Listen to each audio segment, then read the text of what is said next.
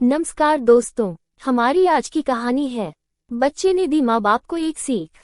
किसी गांव में एक बूढ़ा व्यक्ति अपने बेटे और बहू के साथ रहता था। परिवार सुखी संपन्न था, किसी तरह की कोई परेशानी नहीं थी। बूढ़ा बाप जो किसी समय अच्छा खासा नौजवान था, आज बुढ़ापे से हार गया था। चलते समय लड़खड़ाता था, लाठी की जरूरत पड़ने लगी। चेहरा झुर्रियों से भर चुका था, बस अपना जीवन किसी तरह व्यतीत कर रहा था। घर में एक चीज अच्छी थी कि शाम को खाना खाते समय पूरा परिवार एक साथ टेबल पर बैठकर खाना खाता था।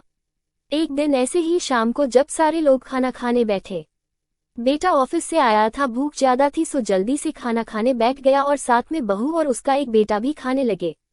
बूढ़े हाथ जैसे ही थाली उठाने को हुए, थाली हाथ से छिटक गई, थोड़ी दाल टेबल पे गिर गई। बहू बेटे ने घृणा दृष्टि से पिता की ओर देखा और फिर से अपना खाने में लग गए। बूढ़े पिता ने जैसे ही अपने हिलते हाथों से खाना खाना शुरू किया तो खाना कभी कपड़ों पे गिरता, कभी जमीन पर।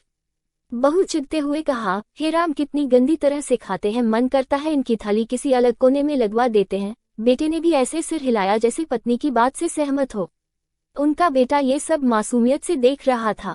अगले दिन पिता की थाली उस टेबल से हटाकर एक कोने में लगवा दी गई।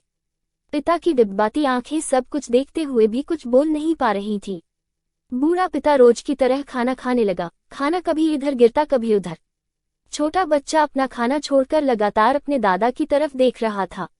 माँ ने पूछा, क्या हुआ बेटे, तुम दादाजी की तरफ क्या देख रहे हो और खाना क्यों नहीं खा रहे? बच्चा बड़ी मासूमियत से बोला, माँ, मैं सीख रहा हूँ कि वृद्धों के साथ कैसा व्यवहार करना चाहिए। जब मैं बड़ा हो जाऊंगा और आप लोग बूढ़े हो जाओगे तो मैं भी आपको इसी तरह कोने में खाना खिलाया करूंगा।